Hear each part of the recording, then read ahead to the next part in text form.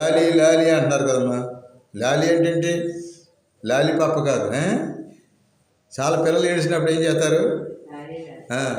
లాలే లాలే లాలమ్మ లాలే లాలే లాలే జోలా.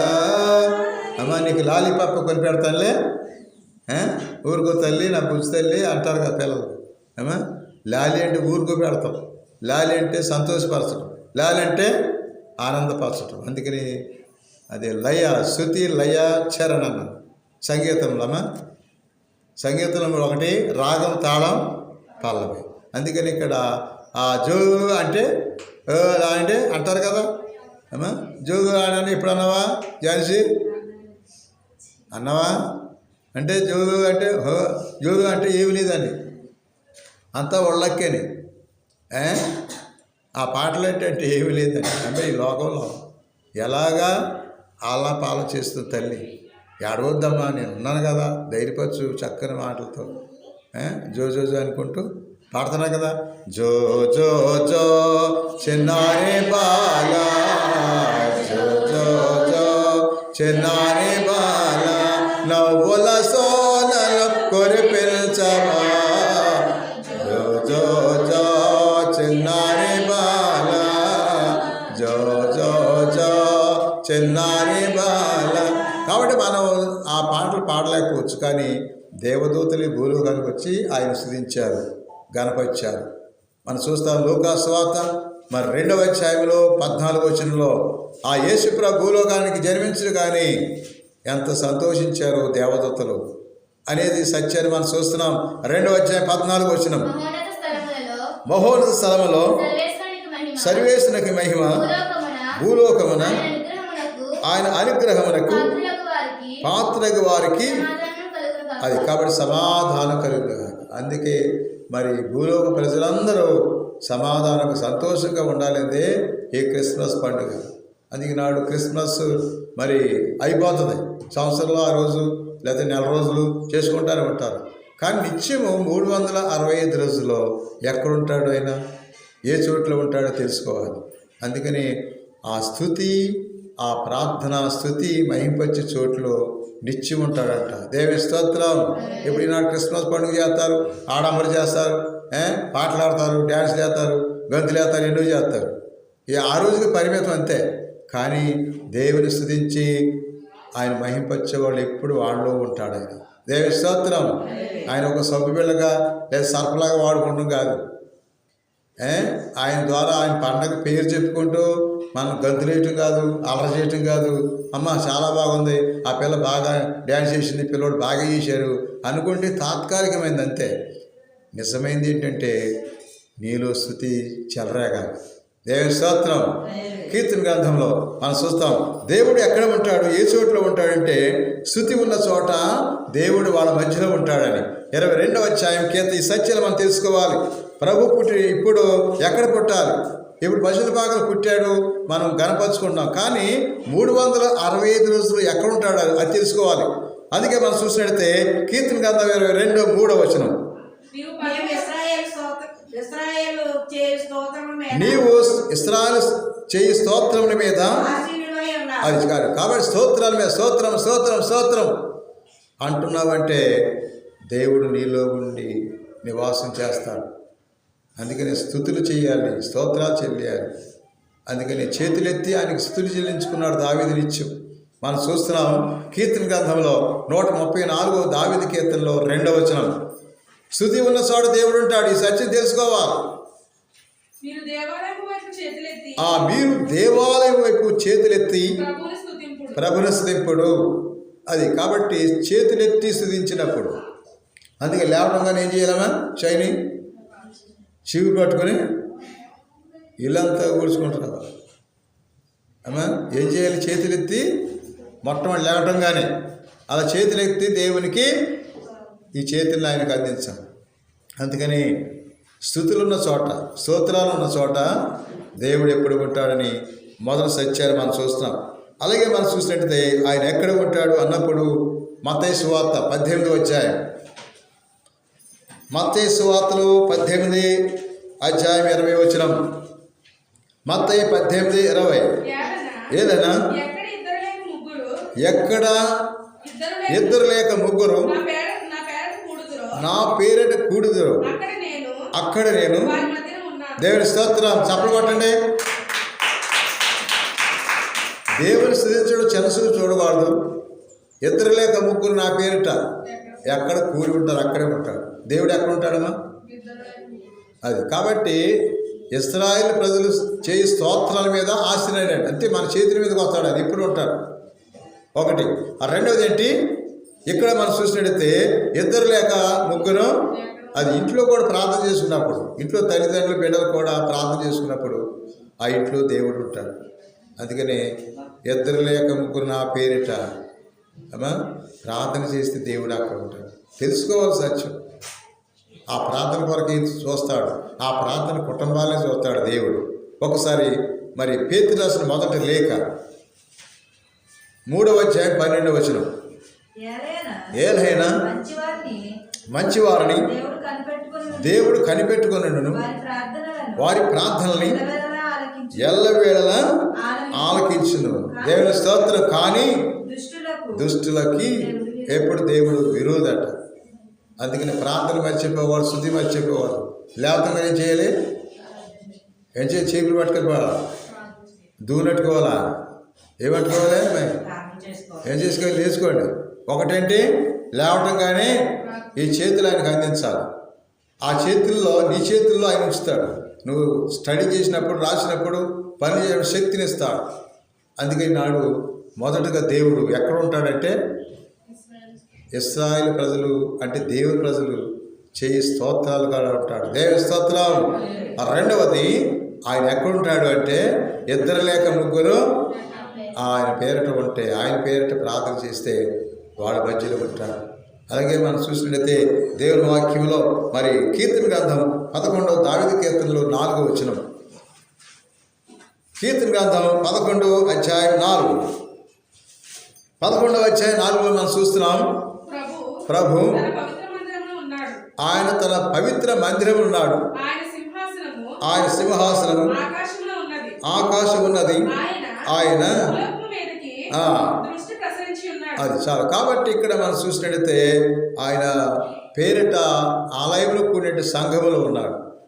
అందుకే సంఘం అంటే దేవునికి ఇష్టమైనటువంటి, అందుకే ఆ సంఘానికి ఆయన శిరస్సు అన్నాడు. సంఘం అనేటువంటి బాడీకి దేవుడు శిరస్సు. అందుకే సంఘములో ఉన్నాడని దేవుని వాక్యం చెప్తుంది. అందుకే సంఘాన్ని ఆయన అంటాడు. మొదటి కొరింథీ పత్రికలో మనకు 12:12 చూస్తున్నాం.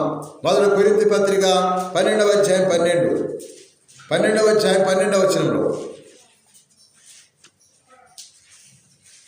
మొదటి కొరింథీ పత్రికలో 12:12లో క్రీస్తు ఆ పెక్కు అవయములు గల ఒకే శరీరం వంటి వాడు. ఆ పెక్కు అంగములతో కూడిన శరీరం ఒక్కటే కదా. అట్లే యూదులమైన అన్యులమైన బానిసలమైన స్వతంత్రమైన మనమందరం ఒకే ఆత్మయందు ఒకే శరీరంలోనికి. అది దేవుని స్తోత్రం. ఎవరు తేడా లేదంటున్నాడు. అంతే, అందరూ కలిసి అందరూ దేవుని బిడ్డలే అంటున్నాడు.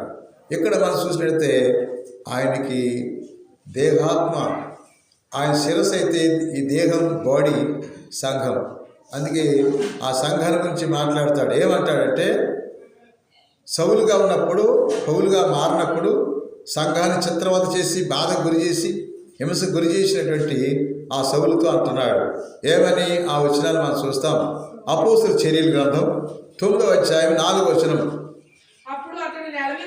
అప్పుడు నేల మీద పడిపోగా సౌలు సౌలు నీవు ఎలా హింసించున్నావు? ప్రభు అది చాలు. నీవు నన్ను సంఘాన్ని బాధ పెడితే, సంఘాన్ని చంద్రవాదం చేస్తే, సంఘాన్ని బలహీనపరిస్తే సౌలు ఏం చేశాడు? గుర్రం నుంచి కిందకే పడేశాడు. అందుకే సౌలా మరి ఎవరు నువ్వు అన్నాడు. ఏమంటున్నాడు? నువ్వెవరు అన్నాడు. నీవు హింసిస్తున్నా యేసు నేనే అంటున్నాడు. అందుకని ఆయన సంఘములో ఆయన ఉన్నాడు. ఒకటి ఎక్కడున్నాడు? శైని ఇశ్రాయేలు స్తోత్రాల మీద ఉన్నాడు. దేవుని స్తోత్రం. రెండవది ఆయన ప్రార్థనలో, అంటే ఇద్దరు ఆయన పేరిట ప్రార్థన చేస్తే వారిలోనే ఉన్నాడు. అందుకని ఈనాడు దేవుని యొక్క వాక్యములో మనం చూస్తున్నాం ఆయన ఉన్నాడు. ఎక్కడున్నాడంటే ఇటువంటి చోట్లోనే ఉంటాడు. స్తోత్రాలు ఉన్న చోట, స్తుతులు ఉన్న చోట. రెండవది ప్రార్థన చోట. మూడవది ఏం చెప్పాను ఇప్పుడు? సంఘములో ఉన్నాడు. నా హృదయం నిన్నే స్తుతించుచున్నదే, చేసినావు నీవు గొప్ప కార్యములు, చేసినావు నీవు గొప్ప కార్యములు. స్తుతి మహిమ ప్రభు, స్తుతి మహిమ, స్తుతి మహిమ ప్రభు, స్తుతి మహిమ. నా హృదయం నిన్నే స్తుతించుచున్నది, చేసినావు నీవు గొప్ప కార్యములు, చేసినావు నీవు గొప్ప కార్యములు. ఇంకా యేసు ప్రభు ఎక్కడ ఉంటాడంటే ఆయన వాక్యంలో ఉంటాడు. అందుకే మనం చూస్తున్నాం హెబ్రీ పత్రిక 1వ అధ్యాయంలో 1వ వచనం మనం చూస్తున్నాం. 1వ అధ్యాయం 1వ వచనం. అక్కడ మనం గమనించినట్లయితే 1వ అధ్యాయము 1వ వచనం నుండి 3 వరకు. గతమున దేవుడు పెక్కుమార్లు పెక్కు విధములుగా ప్రవక్తల ద్వారా మన పూర్వీకులతో మాట్లాడాడు. కానీ ఈ కడపటి రోజులలో తన కుమారుని ద్వారా అది ఇక్కడ మాట్లాడడం అదే వాక్యం. అందుకనే ఆదిలో వాక్యాన్ని దేవుడు శరీరధారిగా భూలోకానికి వచ్చాడు. అందుకే వాక్యములో దేవుడు ఉన్నాడు. అది వాక్యంలో దేవుడు ఉన్నాడు. అందుకే బైబిల్ బాగా మంచిగా చదవాలి, పరిశుద్ధంగా చదవాలి, హృదయపూర్వకంగా చదవాలి, భక్తితో చదవాలి. అందుకే ఆ పరిశుద్ధ గ్రంథాన్ని, పవిత్ర గ్రంథాన్ని పవిత్రంగా చూడాలి. ఆయన మాటలు, ఆయన వాక్కులో ఆయన ఉన్నాడు. ఆయన మాటలో ఆ దేవుడు దాగి ఉన్నాడని వాక్యం చెప్తుంది. ప్రభువే చెప్తున్నాడు. ఏమని? యోహాను సువార్త 6వ అధ్యాయం 63వ వచనంలో, యోహాను సువార్త 6:63, 6వ అధ్యాయం 63వ వచనంలో, జీవనిచ్చిన ఆత్మయే శరీరము నిష్ప్రయోజనం, నేను మీతో చెప్పిన మాటలు ఆత్మయు అది జీవమునై ఉన్నవి. దేవుని స్తోత్రం. ఆత్మయు జీవనం వాక్యం ఉంది. అందుకని భక్తితో చదవాలి. అందుకని ఆ వాక్యం ఎప్పుడైతే మనం మంచిగా దేవుడు వాక్యం నుండి మనలోకి వస్తాడు. అలాగే మనం చూసినట్టయితే ఆయన ఎక్కడ ఉన్నాడంటే దివ్య సప్రసాదంలో ఉన్నాడు. భక్తిగా విశ్వాసంగా ఆ దివ్య పూజలు పాల్పంచుకుని ఆ పవిత్రమైన దివ్య శరీరాన్ని, అంటే ఆయన యొక్క శరీరము, ఆయన దేహాత్మ మనకి ఇస్తున్నాడు. ఎలా? దివ్య సప్రసాదం ద్వారా మనం చూస్తున్నాం. ఒకసారి భక్తితో విశ్వాసంతో పాల్పంచుకుంటే పూజలో భక్తితో ఆ దేవుడు నీలోకి వస్తున్నాడు.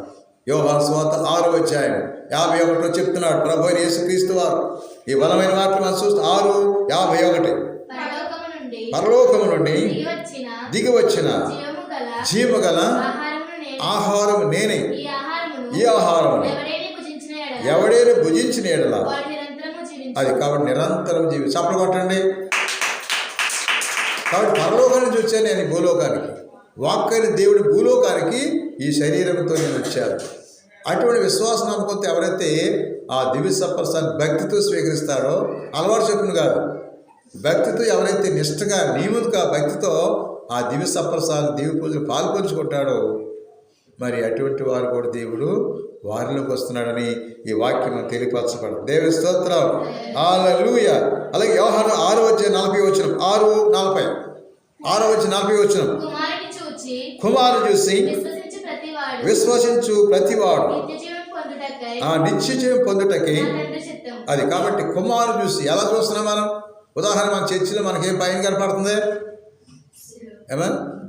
శిలువ చిన్నప్పుడు చూశారు, పసిపెట్ట చూశారు, యవనస్తులు చూశారు, వృద్ధులు చూశారు, ఓపిక లేకపోయినా చూస్తున్నారు. అవునా కాదా?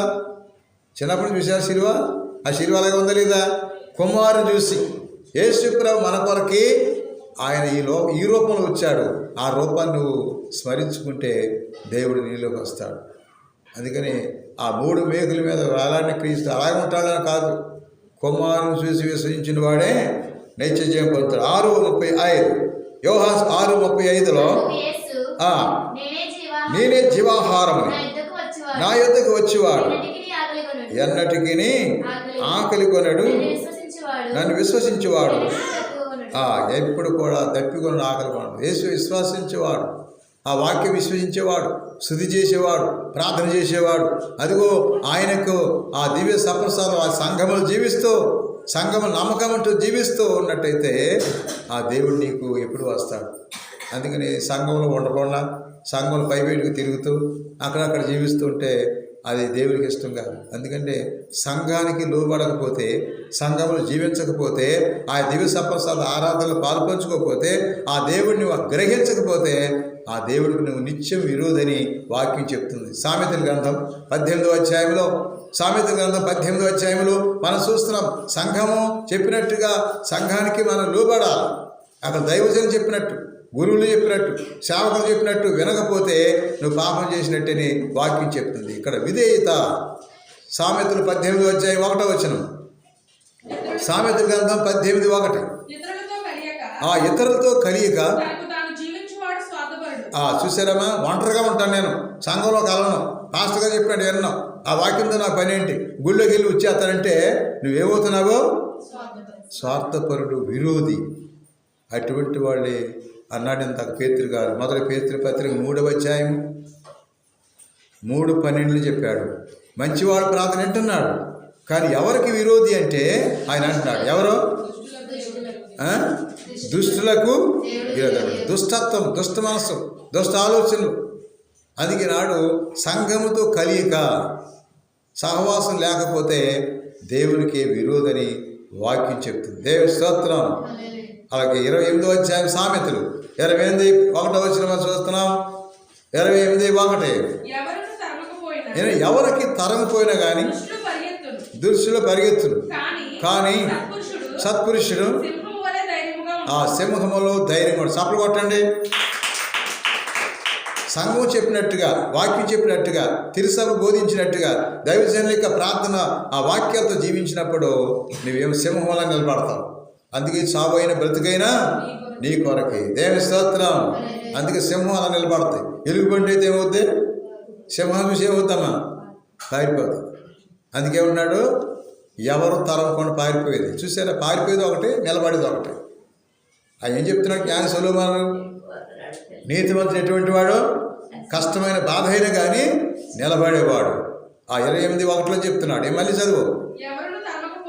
ఎవడు కూడా తరంపోయినా దుష్టుడు పరిగెత్తును, కానీ సత్పురుషుడు ఆ సింహం వలె ధైర్యంగా ఉంటాడు.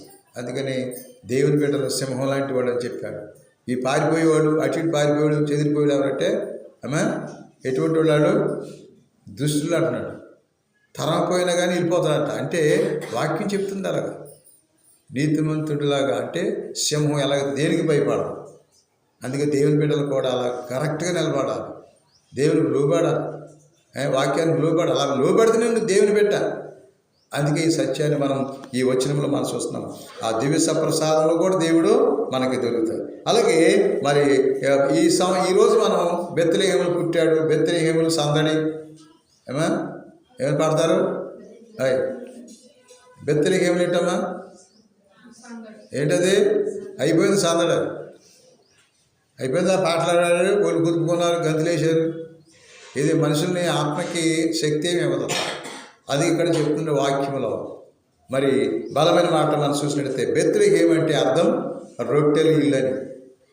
బెత్లెహేము అంటే అసలు ఉద్దేశం అది. బెత్లెహేములో సందడం కాదు, చాలా బాధ అనిపించింది మరియమ్మ గారు. యేసుప్రభు బాలుడిని జన్మించడానికి యోసేపు ఆ బాలుని తీసుకుని, గర్భవతుకుని మరియమ్మని తీసుకుని చాలా బాధపడ్డారు. మరి బెత్లెహేములో సందడాన్ని పాడుతున్నారు. అది పెళ్లి సందడం కాదు, చాలా శ్రమతో కూడింది. బెత్లెహేము అంటే రొట్టెల ఇల్లు. రొట్టె తయారవ్వాలంటే చాలా గోధుమల్ని శుభ్రపరచాలి, గోధుమలు దంచాలి, పిండి చేయాలి, గోధుమలు చక్కగా మళ్ళీ పెన మీద కాల్చాలి. కాల్చినప్పుడే రొట్టె అవుతుంది. అందుకని బెత్లెహేములో సందడి కాదు. బెత్లెహేము అనగానే యేసు ప్రభు మనుషుల్ని రక్షించడానికి పడిన శ్రమను గుర్తు చేసుకోవాలి, కానీ బెత్లెహేములు సందడే అని కాదు. బెత్లెహేములో మరియ తల్లి చాలా శ్రమ.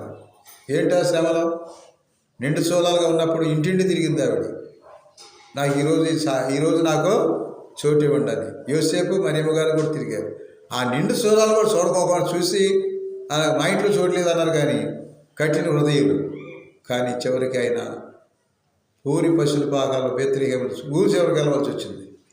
చూడు, సర్వసృష్టికర దేవుడు, గొప్ప దేవుడు, అన్నీ కలిగి ఉన్న దేవుడు, పేదరికంతో కన్యగర్భంలో పుట్టే క్రీస్తు ఎక్కడికి వెళ్ళాడంటే ఆ మోగజీవులు, ఆ నోరు రాని అంబా అంటే, నువ్వు అమ్మ అంటున్నావు కానీ అవేమంటే అంబా మనస్ఫూర్తిగా.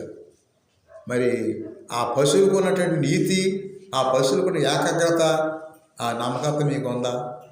అందుకని బెత్లెహేము అంటే రొట్టెలిల్లు. రొట్టె తయారవ్వాలంటే చాలా కష్టపడాలి. సెగల పొగలు ఆ రొట్టె పొయ్యిలు చూసినప్పుడు బగబగా మండుతూ ఉంటాయి. బెత్లెహేము సాధనాన్ని పాటలు పాడతాం కాదు. బెత్లెహేము అంటే రొట్టెలిల్లు. కాబట్టి ఆ బెత్లెహేములో పుడతాడని ముందుగా వాక్యం చెప్పింది. మీకా ప్రవక్త ఎక్కడ పుడతాడు, ఎక్కడికి వస్తాడు ఆయన? ఆ శ్రమణ చోటకి, ఆ బాధలున్న చోటకి యేసు ప్రభు బెత్లెహేము ఊరి చివరికి వచ్చాడు. 5వ అధ్యాయం 2 ఆ ప్రభు అనుచున్నాడు, బెత్లెహేము ఎఫ్రాతా మిక్కిలి చిన్నదానవి, కానీ ఇశ్రాయేలు పాలకుడు అబ్బాస్ నీలో నుంచి వస్తాడు. చూడు, శ్రమలున్న చోట, బాధలున్న చోట దేవుడు ఉంటాడు. సుఖాలు సౌఖ్యాలు ఉన్నప్పుడు అన్ని కలిగినోడు దేవుడిని ఎప్పుడు స్మరించలేడు. బాధలున్న చోట దేవుడు ఉంటాడు. మొదటి పేతురు పత్రిక 4వ అధ్యాయం 1వ వచనం. పేతురు రాసిన మొదటి పత్రిక 4:1 మనం చూస్తున్నాం.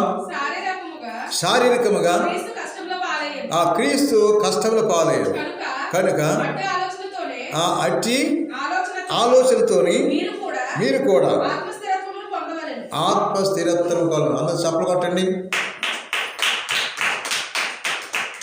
ఆత్మస్థిరత్వం పొందవలని అంటాడు. శారీరకంగా ప్రభు బాధలు. అందుకే బెత్లెహేములో జన్మించాడని చెప్పటం అది అర్థం. బెత్లెహేములు అంటే అమ్మ సందరు కాదు. బెత్లెహేములో చాలా హెవీ వర్క్ ఉంది. అక్కడ పొయ్యిలు సేగలమ్మ, రొట్టెలు కాల్చడం, ఆ గోధుమ దంచడం, శుభ్రపరచడం, ఆ పెన మీద పిండి చేసి పెన మీద పెడతాం. పెన మీద పెట్టిన తర్వాతగా అది రొట్టె ఏది ఉట్టిదే పచ్చిపిండి తింటావా? ఏం చేస్తావు? అది ఏమవ్వాలి? కాల్చబడాలి. అలాగే నేటి విశ్వాసాలు కూడా దేవుని వాక్యంతో రగిలించబడాలి, దేవుని వాక్యంతో కాల్చబడాలి. అంటే ఆ కాల్చబడినప్పుడే, అంటే వాక్యంతో కాల్చబడినప్పుడే మనలో పచ్చి పాపం, మనలో దోషం, మనకున్నటువంటి ఏకమైన ఆలోచన అన్నీ కూడా పోవాలంటే దేవుని వాక్యంతో కడగబడాలి, దేవుని వాక్యంతో రగిలించబడాలి. అది ఈనాడు ఈ బెత్లెహేము అనగానేమో ఆ పిల్లడు కూడా గంతులేస్తాడు క్యాసెట్ ఎడితే. కానీ చాలా కష్టమైన పని.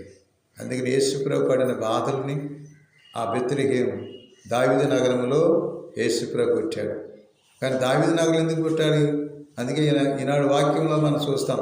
ఈరోజు పట్టణాలు దావీదు ఎటువంటి వాడంటే నా హృదయానుసారుడు అంటున్నాడు. ఆయన చెప్పింది చేసేవాడు పట్టణంలో జన్మించాడు. ఆయన కట్టిన పట్టణంలో జన్మించాడు యేసుప్రభు. అందుకే దావీదు కూడా ఎన్నో శ్రమలు, బాధలు ఆ గొర్రెలతో పడ్డాడు. గొర్రెలు తోలికెళ్ళినప్పుడు ఆ పొలాల్లో, లేకపోతే ఆ లోయల్లో, ఆ పర్వతాల్లో, కొండల్లో ఆ గొర్రెల గురించి ఎంత బాధపడ్డాడో కదా, ఎంత శ్రమ పడ్డాడు కదా దావీదు. అటువంటి శ్రమల్ని అర్థం చేసుకున్న దావీదుని దేవుడు ఇశ్రాయేలు ప్రజలకి రాజుగా చేశాడు. దేవుని స్తోత్రం, హల్లెలూయా. అలాగే రాజులకు రారాజు అని క్రీస్తు, యోధా గోత్రంలో పుట్టిన క్రీస్తు, దావీదు వంశంలో పుట్టిన క్రీస్తు ఎన్నో శ్రమలు అనుభవించడానికి లోకానికి వచ్చాడు. అందుకే ఈ గొప్ప సత్యాలు. అందుకని దేవుడు ఎక్కడ పుడతాడు, ఎక్కడి నుంచి ఎక్కడ ఉండాలి? ఒకటి స్తుతి ఉన్న చోటే, రెండవది ఆయన పేట మనం ప్రార్థన చేస్తే అక్కడ ఉంటాడు. ఆయన సంఘంలో ఉంటున్నాడు, ఆయన వాక్యం ఉంటున్నాడు, దేవ సప్రసాదంలో ఉంటున్నాడు. చివరికి ఎక్కడ ఉన్నాడు? బెత్లెహేములో. బెత్లెహేము ఏంటంటే రొట్టె. శ్రమలున్న చోటే, బాధలున్న చోట దేవుడు ప్రత్యక్షం అవుతాడు. చూడు, బాధలు నాయన బాబా తండ్రి అంటున్నారు లేదా? అబ్బా తండ్రి అని పిలుస్తున్నారు లేదా? గలాతీ పత్రిక 4వ అధ్యాయం మనం చూస్తున్నాం. 4వ అధ్యాయం 4లో చెప్తున్నాడు ఏమని? 4వ అధ్యాయం 4వ వచనం నుండి, గలాతీ పత్రిక 4:4 నుండి, కానీ కాలం పరిపక్వమైనప్పుడు దేవుడు తన కుమారుని పంపాను. ఆయన ఒక స్త్రీ నుండి పుట్టాను, ఆయన ధర్మశాస్త్రం లోనాయను. మనము దేవుడు దత్తపుత్రులు ఉన్నట్లు ధర్మశాస్త్రమునకు లోబడి ఉన్న వారిని విముక్తులను చేశాను. అందుకనే ఆయన ఆత్మ మనలో ఉండి అబ్బా, అదనమాట. అబ్బా అంటే బాధే కదా. ఏమా వేడి నీళ్ళు పెట్టి అంటున్నాడు భర్త, పెడతలేదు. ఆ టీవీ చూసుకుంటా సెల్ చూసుకుంటూ ఉంటుంది. ఫ్యాన్ విసిగిపోదా ఏమా? ఇప్పుడు ఎలా ఉంటుంది? దోమని ఒక్క సరిపేసాడు వచ్చి, ఇక వేడి నీళ్ళు పెట్టాల, ముందుకెత్తేసి కూర్చుంది. కొద్ది రోజులు పోయిన తర్వాత వేడి నీళ్ళు పెట్టకపోతే నేను చెప్తాను ఈ పని అంటున్నాడు. వెళ్ళేటప్పుడల్లా అది పెడతలేదు. అప్పుడు పక్కంటే ఆవిడకి వరాలం దగ్గరికి వెళ్ళింది. ఆవిడ వేడి నీళ్ళు పెట్టకపోతే ఊరుకొని అంటున్నాడు. ఏంటంటే పెట్టకపోతే ఏం చేస్తావులే అనేసి అన్న. ఆవిడ వచ్చినాక ఏమన్నాడు? వేడి నీళ్ళు పెట్టామన్నాడు. పెట్టలేదన్నాడు. పెట్టకపోతే ఏం చేద్దామన్నా. ఇక ఏదో రియాక్షన్ వస్తుంది అనుకుంటే ఆయన ఏం చేశాడు? ఏదో నీళ్ళు పెట్టా అన్నాడు. చన్నీళ్ళు పాతమేమా. ఎందుకు చెప్తున్నాను ఇవన్నీ కూడా మాటకి లోబడిన పిల్లలకే అదనమాట. అలాగే దేవుడు ఆ వినయ విధేయతలు కలిగిన వాడు దేవుడు. అలాగే అటువంటి మనం నేర్చుకోవాలి, ఒకరికొకరు గౌరవించుకోవాలి, ఒకరికి ప్రేమ కలిగి ఉండాలి. అందుకే ఈ బలమైన మాట. బెత్లెహేములో సందరు కదమ్మా, శ్రమతో కూడింది. అందుకే బెత్లెహేము పట్టణం, ఆ పట్టణం కట్టింది ఎవరో? దావీదు రాజు. ఆ పట్టణంలో ఆయన కనీసం పట్టణంలో పుట్టడానికి కూడా అవకాశం లేదు. అప్పటికి జనం ఉన్నారు, కిటకిటలాడిపోయారు. కానీ చివరికి ఎక్కడికి వెళ్ళవలసి వచ్చింది? ఊరి చివరికి ఆ పశువుల పాకాల్లో ఆయన జన్మించాడు. ప్రశాంతమైన వాతావరణం. అందుకని బెత్లెహేమా, ఎఫ్రాతా, దావీదు నగరంలో ఎఫ్రాతా అంటే ప్రశాంతమైన వాతావరణం. ఎఫ్రాతా ప్రశాంత బెత్లెహేము శ్రమతో కూడింది. ఎఫ్రాతా అంటూ ప్రశాంతమైన వాతావరణం చాడు దేవుడు, అల్లరున్న చాడు దేవుడు ఉన్నాడు. అందుకని అల్లరితో కూడిన ఆటపాటలో ఏమన్నాడు? అల్లరితో కూడిన శరీర కార్యాలను చెప్పాడు పౌలు. గలాతీ పత్రిక 5వ అధ్యాయంలో మరి 19వ వచనం నుండి, గలాతీ పత్రిక 5:19 నుండి, ఆ శరీర కార్యములు స్వస్థమైనవి అవేవనగా జారత్వం, అపవిత్రత, కామకత్వము, విగ్రహారాధన, అభిచారము, ద్వేషములు, కలహములు, మత్సరములు, కక్షలు, భేదములు, విమతములు, అసూయలు, మత్తతలు, అల్లరితో కూడిన ఆటపాటలు. అది చాలు. అల్లరితో కూడిన ఎఫ్రాతా అంటే ప్రశాంత వాతావరణం.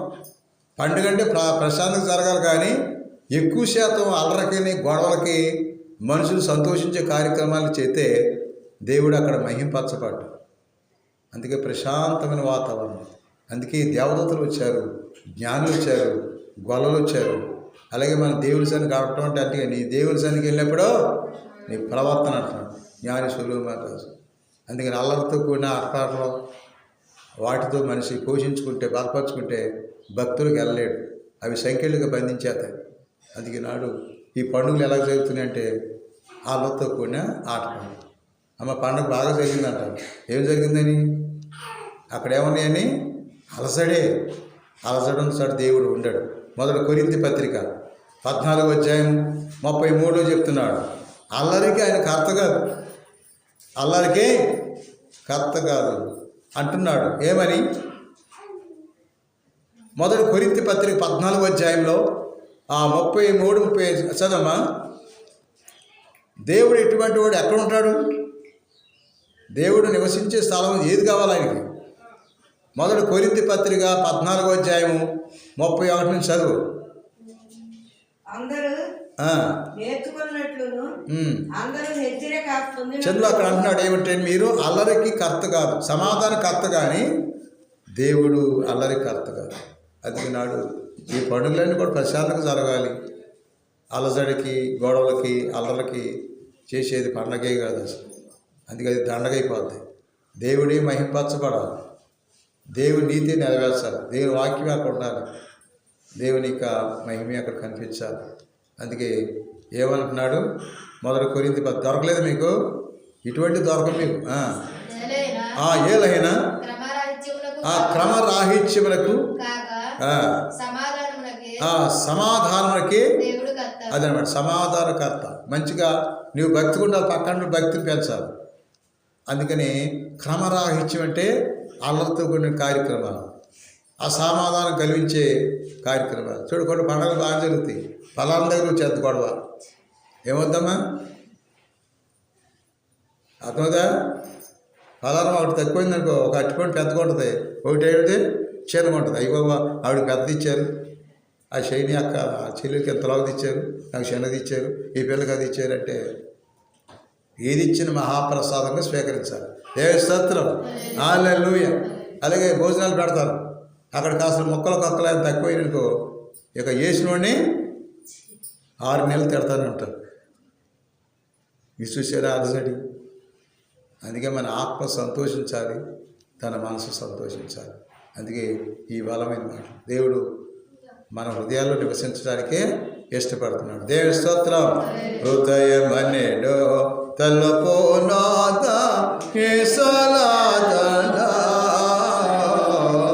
హృదయం అనేడో తలపోనాద నిలచే సదయుడగొచ్చ తాట సకలాని తనులలో నిలచే సదయుడగొచ్చ తాట దేవుని స్తోత్రం. అలాగే యేసు ప్రభు మరి ఇప్పుడు ఎక్కడ పుట్టాలి అంటే స్తుతిలోనే పుట్టాలి. ఆయన ఎక్కడ పుట్టాలంటే ప్రార్థనలో పుట్టాలి. ఆయన ఎక్కడ ఉండాలంటే సంఘంలో ఉంటాడు. ఆయన ఎక్కడ ఉంటాడంటే బెత్లెహేములో, అంటే శ్రమలో ఉన్న చోటే, బాధలు ఉన్న చోటే ఉంటాడు సత్యాన్ని. అలాగే మరి ప్రతిరోజు బెత్లెహేమే కాదు, ప్రతిరోజు కూడా మనతోనే ఉంటాడు. నిన్న ఉన్నవాడిని ఆయన వాడు ఉంటాడు. అందుకే ప్రభు మీరు సర్వసృష్టికి స్వాత ప్రకటించండి, నేను మీతోనే ఉంటానన్నాడు. చూడొకసారి మనతో ఎప్పుడు ఉన్నాడు. మత్తయి సువార్త మనం చూస్తున్నాం 28వ అధ్యాయంలో మనకి 20 వచనం. మత్తయి సువార్త 18:20, 18వ అధ్యాయం 20 వచనంలో అక్కడ మనం చూస్తున్నాం మీతోనే ఉంటాను, అది మీతోనే నేను ఉంటాను, ఎప్పుడు ఉంటాడు. ఈ గొప్ప లక్షణాలు కలిగి ఉన్నవాడు, శుద్ధి చేసేవాడు, ప్రార్థన చేసేవాడు, సంఘ జీవితం జీవించేవాడు, వాక్య భక్తి కలిగిన వాడు, దేవశప్రసాద ఆరాధన ప్రార్థన ఆ దేవుడు తలుచుకునేవాడు, ప్రార్థించుకునేవాడు. అలాగే ఎప్పుడు కూడా శ్రమలు బాధలు అనుభవించేవాళ్ళు నిత్యం ఉంటాడు, ప్రతిరోజు తనలోనే ఉంటాడు. దేవ స్తోత్రం. అందుకే ఈనాడు ఈ క్రిస్మస్ పండుగ ఆశీర్వాదాలు, దీవెనలు, ఈ గొప్ప ప్రభు ఎక్కడ ఉంటాడు? ఇక్కడే ఉంటాడు. అందుకే నాడు అల్లరి ఉన్న చోట, క్రమరాహిత్యం ఉన్న చోట, గొడవలు అలా సృష్టించగల సైతాన్ ఉంటుంది. కానీ ఎవరుంటారు? సైతాన్ని తెష్టవేస్తాడు. అందుకే నాడు మన భక్తిని పెంచుకుందాం, వినయ విధేయతలతో మరీ తల్లి వలె ఆ ప్రభు, ఆ బాలయేసు వినయ విధేయతలు చూస్తూ దేవుని బిడ్డలకు జీవించే ప్రయత్నించాం. అటువంటి విశ్వాసం, అటువంటి నమ్మకం, ఆ భక్తి దయచేయమని మనసారా వేడుకుందాం. ప్రభు దేవుడు వాక్యం దీవించును గాక. God bless you.